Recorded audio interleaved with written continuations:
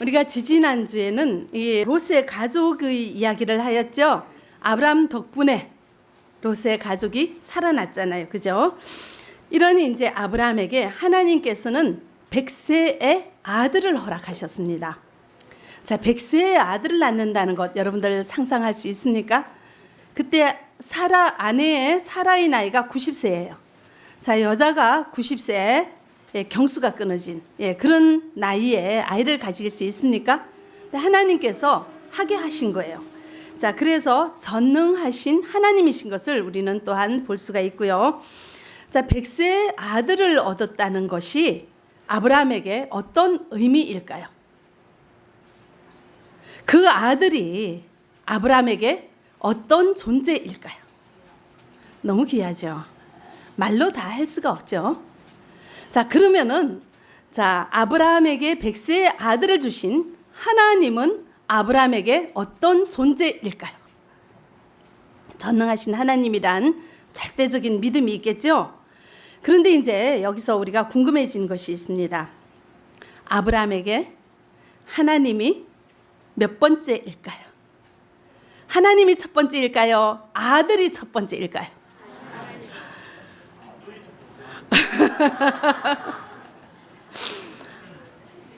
궁금하죠? 하나님도 이것이 궁금한 거예요. 예. 제가 이제 평신도 때 전도를 하다가 어떤 젊은 엄마를 만났습니다. 젊지 않고 40이 넘은 엄마를 만났는데 그분이 결혼해서 10년이 넘었는데 아이가 없었어요. 그래서 평소에 처녀 때 신앙이 있는 사람이라서 이제 아이를 갖기 위해서 새벽 기도를 10년째 하루도 안 빠지고 새벽 기도를 했습니다. 그래서 하나님께서 이 정성을 보시고 결혼한 지 10년 후에 금쪽 같은 아들을 주셨어요. 근데 늦게 난 아이라서 아이가 좀 몸이 약해요. 어디 바깥바람 쐬면 감기 들고 밖에만 나가면 애가 골골해요.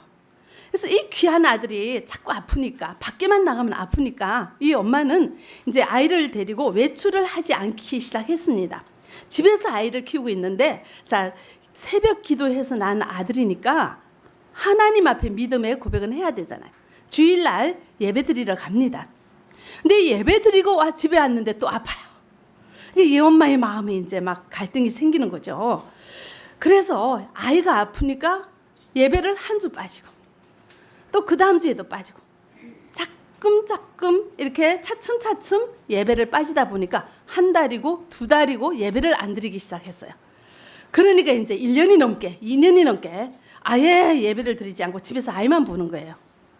자, 이 여인에게 아들은 몇 번째예요? 하나님은 몇 번째예요? 관심이 없지 이제는. 자, 이걸 보는 하나님께서 마음이 어떻겠습니까? 하나님은 우리에게 두 번째 자리를 원치 않으십니다. 우리에게 첫 번째 자리를 원하십니다. 자, 여러분에게 그리고 저에게는 하나님이 얼마나 소중한 존재일까요? 하나님은 그것을 확인하기를 원하세요. 예, 확인하기를. 자, 그 확인하는 것은 무엇으로 보여줘야 되죠? 행동으로. 예, 그래서 하나님께서는 이 아브라함이 궁금하잖아요. 과연 내가 저 아브라함에게 몇 번째일까? 그래서 그것을 알기 위해서 숙제를 주셨어요. 기가 막힌 숙제를 주셨습니다. 자, 1절, 2절 같이 읽어보겠습니다. 그 일 후에 하나님이 아브라함을 시험하시려고 그를 부르시되 아브라함아 하시니 그가 이르되 내가 여기 있나이다. 여호와께서 이르시되 내 아들 독자 이삭을 데리고 모리아 땅으로 가서 내가 내게 일러준 한 산 거기서 그를 번제로 드리라. 아멘. 하나님께서 어떤 숙제를 주셨어요? 2절에 있죠. 내 아들, 내 사랑하는 독자 이삭을 데리고. 이 구절을 통해서 하나님은 아브라함이 자기 아들을 얼마나 끔찍하게 사랑하는지를 알고 계세요. 내 아들, 내 사랑하는 독자 이삭을 데리고 어디로 가라고 합니까? 모리아 땅으로 가라고 해요. 자, 거기서 뭘 하라고 하죠? 그를 번제로 드리라 이야기를 합니다. 번제가 뭡니까? 이거는 제사 지내는 한 형태죠. 제 단위의 동물을 제물로 바치는 제사잖아요. 그래서 각을 뜨고 불로 태워서 드리는 제사잖아요. 이삭을, 그 사랑하는 아들 이삭을 제단 위에 제물로 바치라는 거예요. 얼마나 끔찍한 이야기입니까? 얼마나 기가 막힌 이야기예요. 이 사람의 생각으로 상상할 수 없는, 말도 안 되는, 우리 입장에서 보면은 말도 안 되는 이런 숙제를 아브라함에게 턱하니 주시니 너 해라. 그리고 하나님께서는 지켜보죠. 하는지 안 하는지. 이걸 시험이라 그러잖아요. 시험. 그죠? 자, 우리가 학교 다니면 시험을 쳐요. 왜 시험을 칩니까? 얼마나 공부했는가? 그거 확인하려고 시험 치잖아요. 중간고사 치고 기말고사 치잖아요. 그것처럼 하나님께서는 우리가 주님 사랑합니다 말하니까 너 얼마나 사랑하니 보자. 이걸 보려고 주는 것이 시험이에요. 이걸 보기 위해서 우리에게 숙제를 주고 그 숙제를 하는지 안 하는지 어떻게 하는지 가만히 지켜보시면서 그 우리의 믿음을 확인하려고 하는 이것이 하나님께서는 시험이에요. 자, 시험한다는 것은 하나님께 대한 믿음의 척도를 알아보기 위한 것인데, 자, 신명기 8장에서는 하나님께서 왜 시험을 주시는가 하면은 우리를 낮추게 하시려고. 우리가 조금만 잘 되면 고개가 막 올라가잖아요. 내가 하나님보다 높이 올라가 버리잖아요. 그거 아닌 거죠. 자, 너희는 내 앞에 피조물이다. 한낱 피조물이라는 걸 알게 하기 위해서 우리를 까마득하게 낮추기 위해서 시험을 주시고, 그 과정을 통과하면 어떻게 한다고요? 복을 주신다고. 신명기 8장에. 왜 시험을 하는가 하면 우리를 낮춰 결국은 복을 주게 하기 위함이라고. 시험의 목적은 우리에게 복을 주는 데 있어요. 근데 그 시험의 과정은 어려워요. 힘들어요. 자, 그런데 우리는 시험을 당하면 하나님 왜 나한테 이런 망할 일을 주시는가? 왜 이런 일을 주시는가? 왜 이런 숙제를 주시는가? 막 원망이 들고 가슴이 답답하죠. 그런데 자, 우리를 망하게 하려고 하는 것이 아닌 것을 여러분들 기억하시기 바랍니다. 그런데 막상 이런 시험을 당하면 어때요? 당황하죠. 그죠? 너무 열심히 살았는데 왜 가족이 아픕니까? 내가 얼마나 열심히 일했는데 내 몸이 왜 이렇게 고장이 납니까? 내가 교회 봉사 얼마나 많이 했는데 제가 왜 이렇습니까? 우리는 그런 원망부터 먼저 들어가는 것이 우리의 형편인 것 같습니다. 그러나 진심으로 주님을 믿는 분은 어떤 상황에서도 주님께 대한 믿음의 고백을 하게 되는 줄 믿습니다. 자, 이렇게 말도 안 되는 기가 막힌 숙제를 받은 아브라함이 어떻게 하는지 보도록 하겠습니다. 3절, 4절 같이 읽어보죠. 아브라함이 아침에 일찍이 일어나 나귀의 안장을 지우고 두 종과 그의 아들 이삭을 데리고 번제에 쓸 나무를 쪼개어 가지고 떠나 하나님이 자기에게 일러주신 곳으로 가더니 제3일에 아브라함이 눈을 들어 그곳을 멀리 바라본지라. 자, 아브라함이 아침에 일찍 떠났어요. 저 3절에 보면은 사라와 의논했다고 합니까? 얘기 안 하고 혼자 그냥 일찍 갔어요. 왜 사라와 의논하지 않았을까요? 사라하고 의논하면 사라가 뭐라고 그러겠어요? 여자들은 또 정이 많잖아요. 그죠? 뭐라고 하고 방해하고 막 여러 가지 얘기를 할 거예요. 그러니까 그거를 일절 차단한 거죠. 그래서 아침에 일찍 일어났어요. 자, 그런데 이제 떠나는 채비를 차리는데 그 순서가 여러분들 보세요. 뭘 했습니까? 나귀의 안장을 지우고 또 누구와? 두 종과 그의 아들 이삭을 데리고. 자, 요 구절을 보면서 이제 떠날 여행 갈 준비를 하는 거죠. 나귀의 안장을 먼저 지었어요. 그러면 이제 나귀만 타면 출발이죠. 그렇게 만반의 준비를 다 갖추고 그 다음에 보시면은 번제에 쓸 나무를 쪼개어 가지고 떠나. 사람 다 앉혀놓고 그때 뭐 합니까? 나무를 쪼개요. 자, 이게 순서가 어찌 돼야 되죠?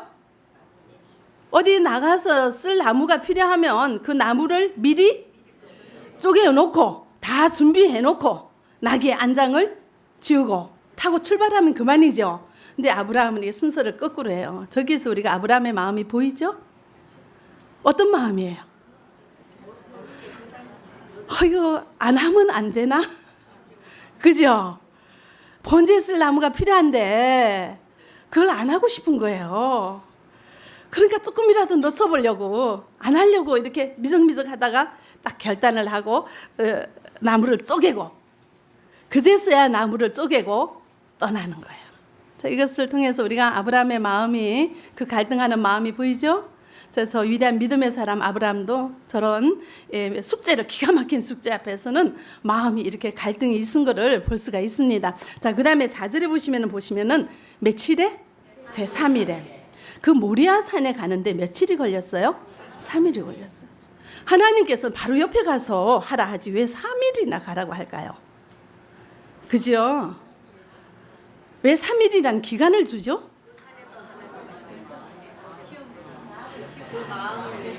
그렇죠. 마음을 시험해 보는 거죠. 그러면서 또 너 싫으면 돌아가도 된다. 그죠? 돌아갈 기회를 주는 거잖아요.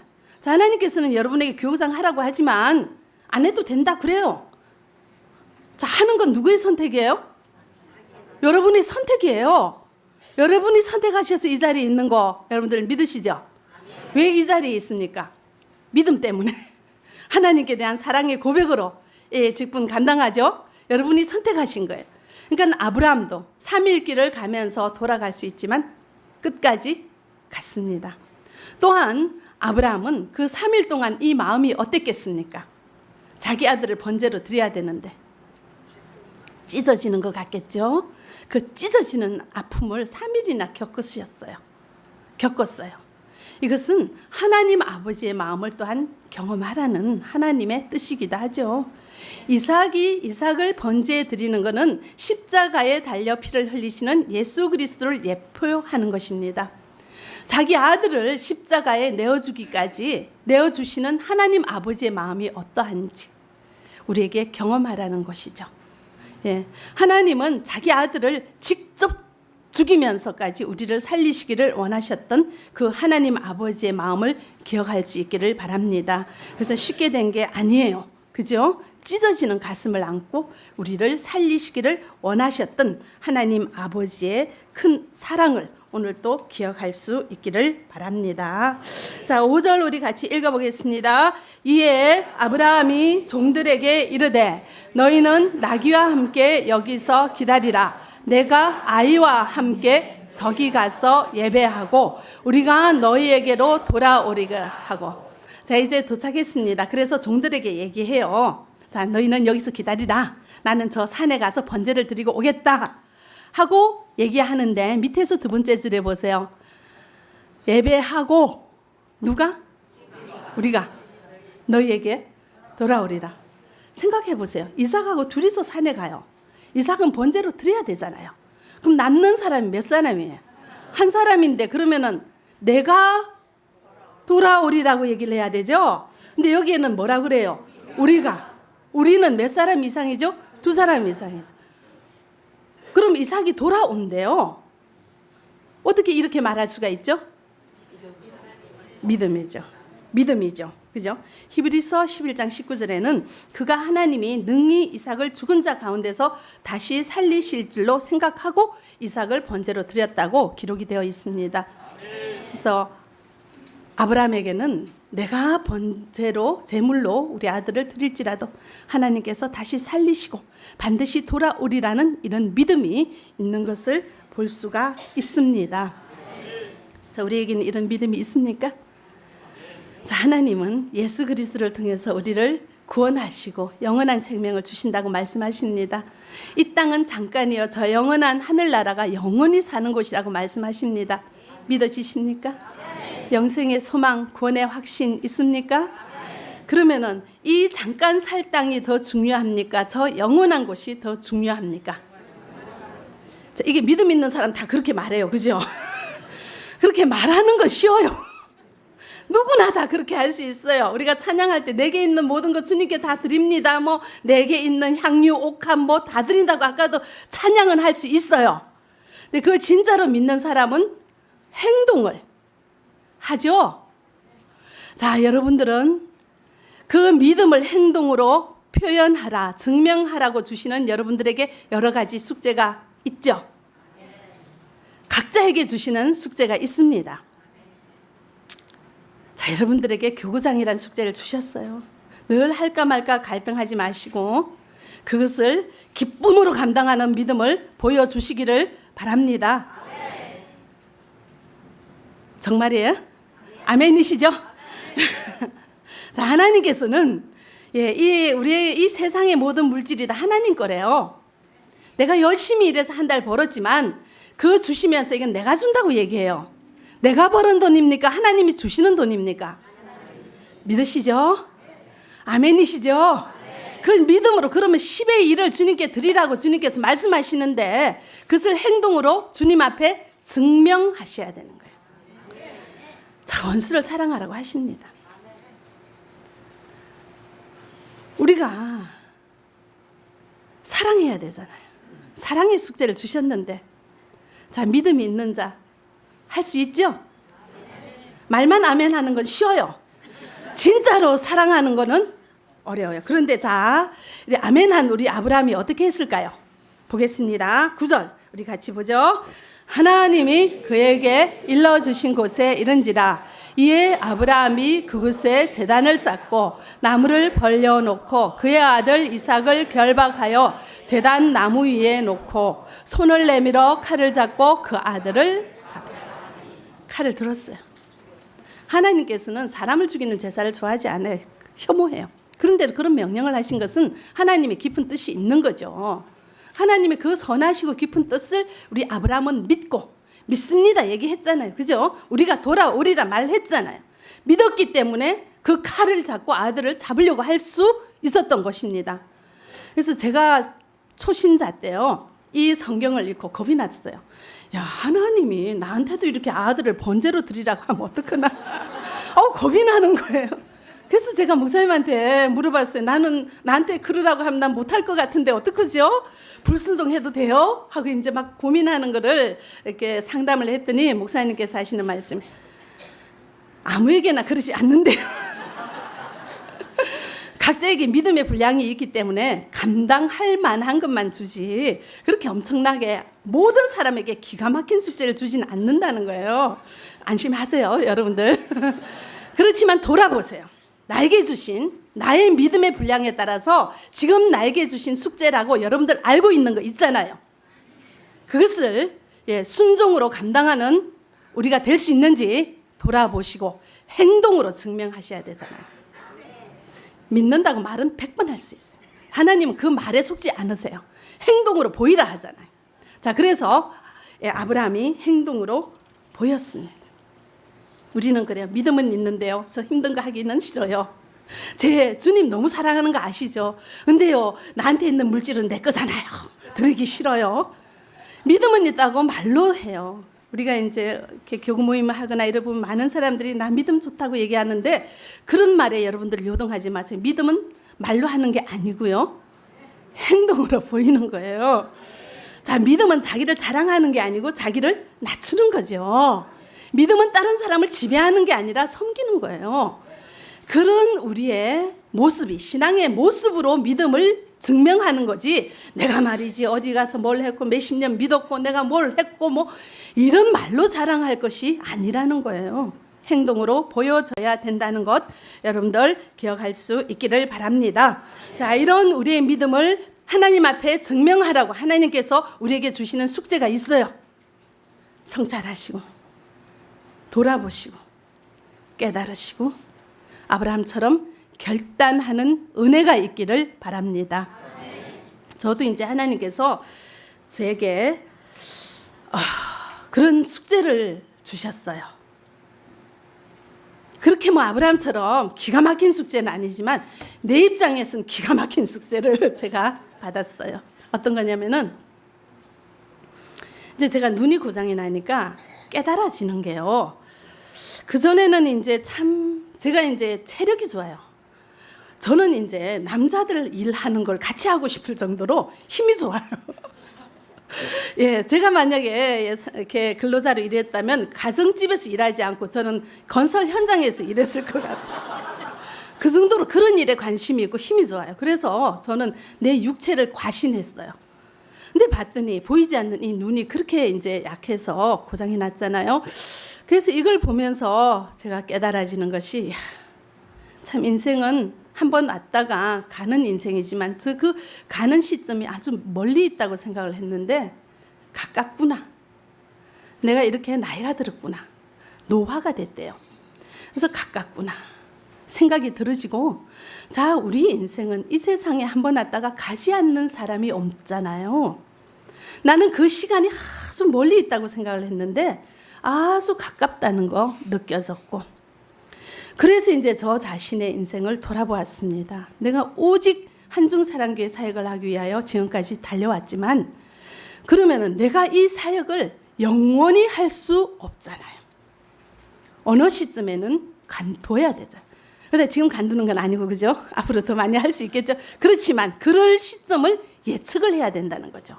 그러면 이 한중사랑교회가 앞으로 어떻게 되어질 것인지 그리고 지금 한중사랑교회를 통하여 많은 분들이 복음을 가지고 하나님 자녀되고 제자로 양육하여서 중국 땅으로 뭐 여러 가지로 전국적으로 이렇게 하나님 나라가 확장되고 있는데 이것이 더 왕성할 수 있도록 더 퍼져나갈 수 있는 기반을 내가 마련해야 되지 않을까 하는 그 생각을 계속하게 되고 내가 지금까지 평생을 거쳐서 한 이 사역이기에 이 사역의 열매가 내가 이 세상에 없을 때라도 하늘에서 내려다 볼 때라도 풍성하게 왕성하게 뻗어나갈 수 있는 기반을 내가 마련하자 그런 숙제를 주셨어요. 그래서 자, 이것은 이제 우리 앞으로 남북이 통일이 될 거잖아요. 그죠? 지금 이제 그런 기미가 보이고 언제 될지는 모르지만 남북이 통일될 때 우리가 할 일 너무 많아요. 다른 한국 사람들보다 우리가 너무 쉽게 전도할 수 있고 제가 이제 처음 개척할 때 나 언제 평양에 교회 세우지? 저는 개척하는 게 쉬워요. 그래서 평양만 통일되면 나가서 평양에 가서 난 교회 세울 건데 이제 그런 꿈을 갖고 있었는데 그걸 내대에 할 수 있었는지 아니면은 그 다음 세대에도 이것이 계승돼야 되지 않나 생각을 합니다. 그래서 우리 한중사랑교회가 기반이 되어서 중국 복음화와 남북 통일의 교두부가 되도록 그 기반을 마련하기 위하여 해야 될 일이 무엇인가를 생각을 했는데 어떤 조직적인 시스템을 좀 만들어야 되겠다는 생각이 들어요. 그런데 거기에는 돈이 엄청 듭니다. 그래서 참 지금까지 제가 이제 사역을 할 때도 아끼지 않고 우리 자녀들에게 돈을 남겨줄 것을 생각하지 않고 다 썼죠. 그러니까 참 안타까운 것은 마음이 아픈 건 우리 아이들에게 미안해요. 그걸 모아가지고 좀 집도 여러 채 만들어가지고 뭘 이렇게 해서 좀 넘겨주면 좋은데 없어요. 네, 참 미안해요. 근데 지금 보니까 내가 그 재물을 모으지는 못했지만 아이들에게 참 좋은 믿음의 재산을 주었더라고요.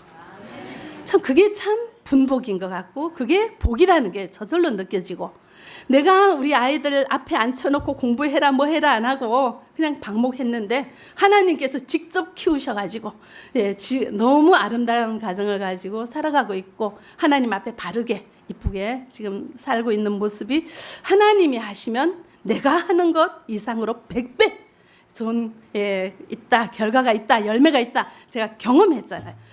그런데도 좀 마음이 약간 쨍한 게 자, 얼마 없는 이 재물을 참 한중사랑교회 이 사역을 위해서 다 쏟아부으면 우리 아이들에게 줄 게 없는 거예요.